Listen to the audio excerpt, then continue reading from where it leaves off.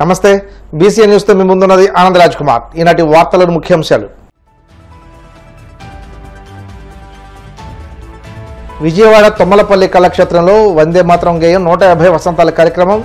నాడు నలిగిపోతున్న జాతిని వందే మాతరం మేల్కొల్పిందన్న సీఎం చంద్రబాబు. అమరావతిలో ఇంజనీరింగ్ నిపుణుల కమిటీతో శంకరగుప్తం డ్రైన్ సమస్యపై మంత్రి నిమ్మల సమీక్ష. 21 కోట్ల రూపాయల మంజూరుకు ఆర్థిక శాఖకు ప్రతిపాదనలు పంపిస్తున్నట్లు వెల్లడి.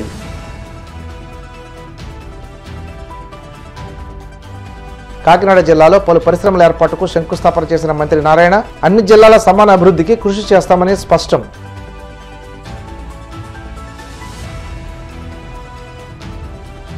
రాష్ట్రంలో చంద్రబాబు నేతృత్వంలోని కూటమి పాలన ఎమర్జెన్సీ పరిస్థితిని తలపిస్తుంది. విమర్శలు గుప్పించిన వైసీపీ లీగల్ సెల్ అధ్యక్షుడు మనోహర్ రెడ్డి.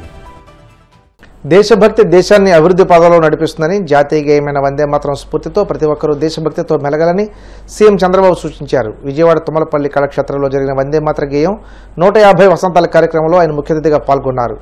బ్రిటిష్ పాలనలో నలిగిపోతున్న జాతిని వందే మాతరం మేల్కొల్పిందని ఈ సందర్భంగా చెప్పారు. ప్రధాని మోడీ పిలుపు మేరకు ఈ నెల 7 నుండి 2026 నవంబర్ 7 వరకు ఏడాది పాటు వందే మాతర ఉత్సవాలను జరుపుకుంటున్నామన్నారు. మొదటి దశను నవంబర్ 7 నుండి 14 వరకు ప్రారంభ వారోత్సవంగా, రెండవ దశ 2026 జనవరి 19 నుండి 26 వరకు గణతంత్ర వేడుకలుగా, మూడో దశ ఆగస్టు 7 నుండి 15 వరకు హర్ ఘర్ తిరంగా వారోత్సవాలుగా, నాలుగో దశ నవంబర్ 1 నుండి 7 వరకు ముగింపు వారోత్సవంగా జరుపుతామన్నారు. వందే మాతరం, వందే మాతరం, వందే మాతరం. ఈ నినాదంలోనే ఒక శక్తి ఉంది, ఒక పోరాటం ఉంది, తలవంచని పౌరుషం ఉంది, తిరుగులేని దేశభక్తి ఉంది. దేశానికి స్వేచ్ఛను ప్రసాదించిన నినాదం మన వందే మాతరం. స్వేచ్ఛ, గౌరవం, సమానత్వం కోసం ప్రతి భారతీయుడు ఈ నినాదంతోనే పోరాటం చేశారు. భారతదేశ స్వాతంత్ర ఉద్యమం ప్రపంచ చరిత్రలోనే భిన్నమైనది. నాడు అందరిలో కూడా జాతీయ భావన, ఐక్యత తీసుకొచ్చి ఉద్యమాన్ని నడిపిన నినాదం వందే మాతరం. ఒక్క 69 సెకండ్లు ఈ గేయం స్వాతంత్ర ఉద్యమాన్నే మలుపు తిప్పింది. ఈ విశిష్ట గేయానికి ఇప్పుడు 150 సంవత్సరాలు పూర్తయిన సందర్భంగా వేడుకలు జరుపుకోవడం ఎంతో గర్వకారణం. భారత జాతిని నడిపించిన వందే మాతరం గేయానికి ఇది మనం ఇచ్చే గౌరవం. 1875 నవంబర్ 7న బెంగాల్లోని కంటలపార అనే చిన్న గ్రామంలో పుట్టింది వందే మాతరం. బ్రిటిష్ పాలనలో అణిచివేత, బానిసత్వం, నిరాశ, నిస్పృహలు నిండిన రోజులవి. సరిగ్గా ఆ సమయంలో బంకిం చంద్ర చటర్జీ గారు తన కలం ద్వారా దేశాన్ని మెలుకొల్పాడు. మాతృభూమిని దేవతలా భావించి వందే మాతరం పాట రాశారు. అది జాతీయ భావానికి తొలి జ్యోతి అయింది. తన రచన ఆనందమఠం నవల ద్వారా దీనికి ప్రజల్లో చాలా ప్రాముఖ్యత వచ్చింది. రాజోలు నియోజకవర్గంలోని ప్రధానమైన శంకరగుప్తం డ్రైన్ సమస్య పరిష్కారానికి ఎట్టకేలకు అడుగులు పడుతున్నాయి. జలవనరుల శాఖ మంత్రి నిమ్మల రామానాయుడు ఇటీవల అధికారులతో చర్చించారు. కొబ్బరి రైతుల సమస్యల దృష్ట్యా ఈ కీలక సమస్య పరిష్కారానికి ఉన్నత స్థాయి నిపుణుల కమిటీని నియమించారు. శంకరగుప్తం డ్రైన్ స్థితిగతులు, ముంపునకు గల కారణాలు, తీసుకోవాల్సిన చర్యలపై మంత్రి ఆదేశాల మేరకు నిపుణుల కమిటీ పరిశీలన చేపట్టింది. సముద్రపు అలలతో ముంపునకు గురవుతున్న కేశవదాసుపాలెం, శంకరగుప్తం, పడమటిపాలెం, కేశనపల్లి, తూర్పుపాలెం, గొల్లపాలెం, కరవాక గ్రామాలను పరిశీలించి కమిటీ నివేదికను మంత్రి రామానాయుడుకు అందజేశారు. శంకరగుప్తం డ్రైన్ ద్వారా సముద్రపు నీరు వెనక్కి రావడంతో వేలాది ఎకరాల్లో పంట నష్టం కలుగుతుందన్నారు. నివేదిక ఆధారంగా శంకరగుప్తం డ్రైన్ను పరిష్కరించడానికి 21 కోట్ల రూపాయలు మంజూరుకు ఆర్థిక శాఖకు ప్రతిపాదనలు పంపిస్తున్నట్లు మంత్రి తెలిపారు. కాకినాడ జిల్లాలో మంత్రి నారాయణ పర్యటించారు. ఈ సందర్భంగా పలు పరిశ్రమల ఏర్పాటుకు ఎంపీ తంగెళ్ల ఉదయ శ్రీనివాస్, ఎమ్మెల్యే వరమాడి కొండబాబు, ఎమ్మెల్సీలు పేరబత్తుల రాజశేఖరం, కర్రి పద్మశ్రీ ఇతర ప్రజాప్రతినిధులతో కలిసి మంత్రి శంకుస్థాపన చేశారు. కాకినాడ పోర్టులో ఎంఏటీ మెరైన్ సర్వీసెస్ ప్రైవేట్ లిమిటెడ్ పరిశ్రమ విస్తరణ, పెద్దాపురంలో సంతోషమాత కారు గ్రేటర్స్ పరిశ్రమ, తునిలో ప్లాటెడ్ ఫ్యాక్టరీ కాంప్లెక్స్ల ఏర్పాటుకు శిలాఫలకాలు ఆవిష్కరించారు. అనంతరం మంత్రి నారాయణ మాట్లాడుతూ ఎన్నికల్లో ఇచ్చిన హామీ ప్రకారం 20 లక్షల ఉద్యోగాల కల్పన కోసం ముందుకెళ్తున్నామన్నారు. సీఎం చంద్రబాబు, మంత్రి లోకేష్ కూడా పెట్టుబడుల కోసం విదేశాలకు వెళ్లి వచ్చారన్నారు. రాష్ట్రంలో 10 లక్షల కోట్ల పెట్టుబడుల ద్వారా 7.5 లక్షల మందికి ఉద్యోగాలు వచ్చేలా పారిశ్రామికవేత్తలతో ఒప్పందాలు జరుగుతున్నాయన్నారు. రాష్ట్ర భవిష్యత్తుకు పరిశ్రమలు ఎంతో కీలకమని పేర్కొన్నారు. రాష్ట్రం మొత్తంలో అన్ని జిల్లాలలో ఒకేసారి ఇండస్ట్రీస్ని స్టార్ట్ చేసే విధంగా ముఖ్యమంత్రి గారు అటు ఎమ్మెల్యేలకి, మంత్రులకి, ప్రజాప్రతినిధులకి, అధికారులందరికీ ఆదేశించడం, దాని మీద ఈరోజు అన్ని జిల్లాలలో యాక్చువల్గా ఈరోజు ఈ యొక్క కార్యక్రమాన్ని ప్రారంభించారు. ఉపాధి ఉద్యోగ కల్పన అనే యొక్క కార్యక్రమాన్ని ఈరోజు నేను కాకినాడ ఇన్ఛార్జి మంత్రిగా ఈరోజు కాకినాడకి రావటం, కాకినాడ పోర్టు దగ్గర ఈరోజు 4 ఇండస్ట్రీస్కి శంకుస్థాపన యాక్చువల్గా చేయడం జరిగింది. ఒకటి Mat Marine Services Private Limited, దీనివల్ల సుమారుగా 100 కోట్ల వాళ్ళు పెట్టుబడి పెడతారు, సుమారుగా 300 మందికి ఉపాధి కలుగుతుంది. అదేవిధంగా పెద్దాపురంలో సంతోషమాత కారుగేటర్స్ ప్రైవేట్ లిమిటెడ్ అట్టల పెట్టెలు తయారు చేసే ఫ్యాక్టరీ, వాళ్ళకు 51 కోట్లు ఖర్చు పెడుతున్నారు, సుమారుగా 110 మందికి ఉద్యోగాలు వచ్చే విధంగా ఆ ఫ్యాక్టరీ వల్ల వస్తుంది. శంకారావం, తుని రెండిట్లో కూడా ఈరోజు ఫ్లాటెడ్ ఫ్యాక్టరీ కాంప్లెక్స్లు 2, ఒకటి వచ్చి 13 కోట్లతో శంకారావం దగ్గర, 15 కోట్ల తునికి ప్రభుత్వం శాంక్షన్ చేసింది. ఈ విధంగా 4 కార్యక్రమాలు ఈరోజు ఇక్కడ కాకినాడలో, కాకినాడ సిటీ దగ్గర ఈరోజు శంకుస్థాపన చేయడం జరిగింది. దీనికి సంబంధించిన ప్రజాప్రతినిధులు, అధికారులందరూ ఈ కార్యక్రమానికి హాజరయ్యారు. మీకు అందరికీ తెలిసిందే, గత వైసీపీ ప్రభుత్వం ఈ రాష్ట్రాన్ని అతలాకుతలం చేసింది, ఆర్థిక వ్యవస్థని పూర్తిగా చిన్నాభిన్నం చేసింది. ఏ రాష్ట్రమైనా, ఏ దేశమైనా ఆర్థిక వ్యవస్థ పెరగాలంటే ఇండస్ట్రీస్ రావాలి. ఇండస్ట్రీస్ రాకుంటే ఆర్థిక వ్యవస్థ సరిగా నడవదు, కుంటుపడుతుంది. గత ప్రభుత్వం ఇండస్ట్రీస్కి తిరోగమనం చేసింది. అంటే ఉన్న ఇండస్ట్రీస్ కొందరు వెళ్ళిపోయారు భయపడి. కొత్త ఇండస్ట్రీస్ ఎవరైనా వస్తామని 2014-19లో తెలుగుదేశం ప్రభుత్వం ఉన్నప్పుడు కమిటీ అయిన వాళ్ళు రాకుండా వెళ్ళిపోయారు పక్క రాష్ట్రాలకి, అటు కర్ణాటక, తమిళనాడు, తెలంగాణ రాష్ట్రాలకి.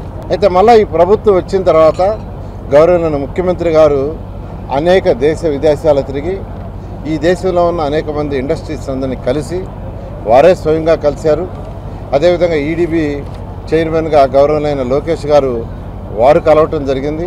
అదేవిధంగా కన్సర్న్ మంత్రులను కూడా కలవమని వారు ఆదేశించడం, పోయి కలవటం, వీటన్నిటి వల్ల ఈరోజు ఈ రాష్ట్రానికి ఈ 16 నెలల్లోనే 9 లక్షల కోట్ల పైగా పెట్టుబడులు వచ్చినాయి. దానివల్ల 7 లక్షల పైగా యువతకి ఈరోజు ఉద్యోగాలు రాబోతున్నాయి. అయితే ఏదైనా ఒక ఇండస్ట్రీ పెట్టాలంటే ఖచ్చితంగా 1 year, 2 years, 3 years పడుతుంది. ఆ ఇండస్ట్రీస్ని బట్టి పెద్ద పెద్ద ఇండస్ట్రీస్ అయితే 4 ఏళ్ళు కూడా పడుతుంది. ఇండస్ట్రీస్ ఎప్పుడు నెల 2 నెలలు కావు. అయినా ఈరోజు ముఖ్యమంత్రి గారు స్పీడ్ ఆఫ్ బిజినెస్ అనే యొక్క కాన్సెప్ట్ తీసుకొచ్చి 14-19లో ఈజ్ ఆఫ్ డూయింగ్ బిజినెస్ పెట్టారు కాన్సెప్ట్. ఈసారి ఈజ్ ఆఫ్ డూయింగ్ కాదు, స్పీడ్ ఆఫ్ డూయింగ్ బిజినెస్. అంటే వాళ్ళ దగ్గర కమిట్మెంట్ తీసుకోవాలా, ఆ కమిట్మెంట్ ప్రకారం వాళ్ళకి మనం ఏదైతే కమిట్మెంట్ చేస్తామో అవన్నీ ఎప్పటికప్పుడు అధికారులు, అటు మంత్రులు వెంటనే ఫాలోఅప్ చేసే విధంగా చేస్తున్నారు. ఈ విధంగా ఈరోజు రాష్ట్రంలో యువతకి, ఎవరైతే యువత యొక్క భవిష్యత్తు బాగుండాలంటే ఒకటే మార్గం ఇండస్ట్రీస్. పేదలు, నిరుపేదలు ఖచ్చితంగా సంక్షేమాలు చేయాలి. అందుకనే ఎన్డీఏ ప్రభుత్వం ఎలక్షన్స్ ముందు ఏదైతే ప్రామిస్ చేసిందో తూచా తప్పకుండా ఈరోజు చేస్తున్నారు.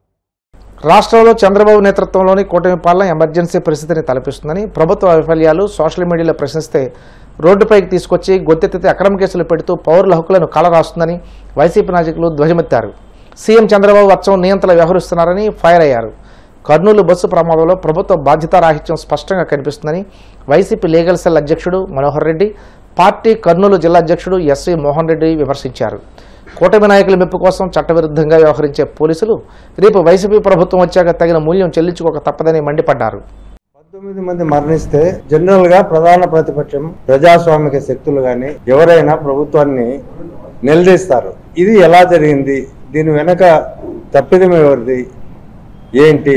అది జరిగిన వెంటనే ఇక్కడున్న ఒక డిఐజీ కోయ ప్రవీణ్ ఆయన గతంలో కూడా తనకి ఇష్టం వచ్చినట్టు మాట్లాడుతూ ఉన్నాడు. ఆ రోజు కూడా మాట్లాడాడు, ఎవరు మద్యం తాగలేదు, ఆ స్కూటర్లో పోయిన వాళ్ళు కూడా మద్యం తాగలేదు, హోటల్లో భోంచేసి సుష్టిగా పోయినారు, అది కారణం కాదు ఈ బస్సు యాక్సిడెంట్కి అని. మరుసటి సీసీటీవీ ఫుటేజీలు మీడియా ప్రతిపక్ష పార్టీలు బయటపెట్టిన తర్వాత మళ్ళీ అదే ఎస్పీ గారు ప్రెస్ మీట్ పెట్టి దీనికి కారణం వాళ్ళు మద్యం సేవించి వెహికల్ నడిపారని కూడా ఆయన చెప్పడం జరిగింది. అదేవిధంగా ఈ సందర్భంలోనే ఒక అనుమానం, లక్ష్మీపురం దగ్గర బెల్ట్ షాప్ ఉంది, ఆ బెల్ట్ షాపులో కూడా ఆ టైంలో వేలగాని టైంలో కూడా మద్యం షాపులో కూడా మద్యం సేవించి వాళ్ళు తిరగడం వల్లనే ఆ స్కూటర్ యాక్సిడెంట్ అయింది, ఆ స్కూటర్ని వెహికల్ తోసుకుంటా పోయి ప్రమాదానికి గురైందని ఇంకొక వర్షన్ సోషల్ మీడియాలో వచ్చింది, ప్రధాన మీడియాలో అన్నింటిలో కూడా వచ్చింది. సోషల్ మీడియాలో పోస్టులు పెడితే, పత్రికల్లో వచ్చిన వార్తలను పోస్టులు పెడితే అసలు ఇది నిజంగా జరిగిందా లేదా, కల్తీ మద్యం సేవించారా లేదా అనేది క్వశ్చన్ మార్కులు పెట్టి ప్రశ్నిస్తే ఈ ప్రభుత్వాన్ని సమాధానం చెప్పాల్సిన ప్రభుత్వం సమాధానం చెప్పలేక ఇంకో విధానానికి ఈ రాష్ట్రంలో పూనుకుంటుంది. ఎవరు జగన్ గారు ఇన్ని ప్రెస్ మీట్లు పెట్టారు, అన్ని ఒక్కటి కూడా అన్ని హేతుబద్ధతతోనే పెట్టాడు, అన్ని సంఖ్యాపరంగానే పెట్టాడు, నీతిగా నిబద్ధతగా లెక్కలు చూపిస్తూనే మాట్లాడారు అన్ని ప్రెస్ మీట్లు. ఒక్క ప్రెస్ మీట్కు ఒక్క నాయకుడు కూడా ఇంతవరకు సమాధానం చెప్పలే. పశ్చిమ గోదావరి జిల్లా జంగారెడ్డిగూడెం మండలం గురవాయిగూడెం గ్రామంలో వేయించేస్తున్న శ్రీ మద్ది ఆంజనేయ స్వామి దేవాలయం భక్తులతో కిటకిటలాడింది.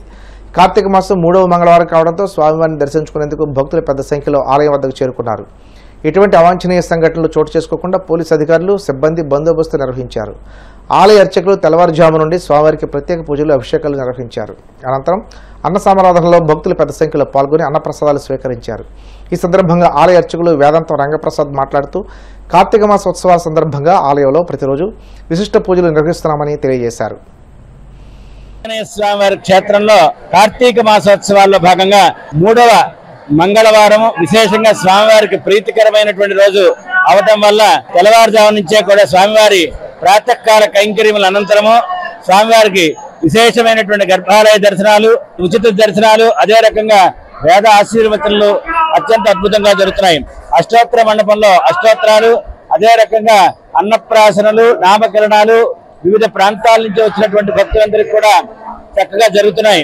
అదే రకంగా ఈ యొక్క కార్తీక మాసోత్సవాల్లో భాగంగా ప్రతి బుధవారము 1,00,000 పుష్పార్చన, ప్రతి సోమవారము కూడా 1,00,000 తమలపాకులతో పూజా కార్యక్రమము, ఆదివారం నాడు కళ్యాణము, అదే రకంగా హనుమత్ హోమము, అదే రకంగా మనకి ప్రతి శనివారము కూడా స్వామివారి పంచామృతాభిషేకం జరుగుతుంది. విశేషంగా వివిధ ప్రాంతాల నుంచి, వివిధ రాష్ట్రాల నుంచి కూడా ఎంతో మంది భక్తులు ఈ రోజు విశేషమైనటువంటి కార్తీక మాస 3వ మంగళవారంలో స్వామిని దర్శించుకుంటున్నారు. సుమారుగా 25 నుంచి 30 వేల మంది దాకా దర్శనం చేసుకుంటారని అంచనా వేస్తున్నారు అధికారులు. కాబట్టి భక్తులందరూ కూడా చక్కగా స్వామిని నిదానంగా దర్శించుకుని తరించవలసిందిగా కోరుతున్నాము. స్వామివారికి సన్నిధిలో దర్శనం చేసుకున్నటువంటి భక్తులందరికీ కూడా ఏ రకమైనటువంటి ఇబ్బందులు కలగకుండా కార్యనిర్వహణాధికారి అయినటువంటి ఆర్వి చంద్రన వారి పర్యవేక్షణలో వివిధ శాఖల యొక్క సమన్వయంతో స్వామివారికి విశేషమైనటువంటి దర్శనాలు జరిపించడం జరుగుతుంది. స్వామివారిని దర్శించండి. ఇప్పుడు కాసేపు ప్రకటనలు.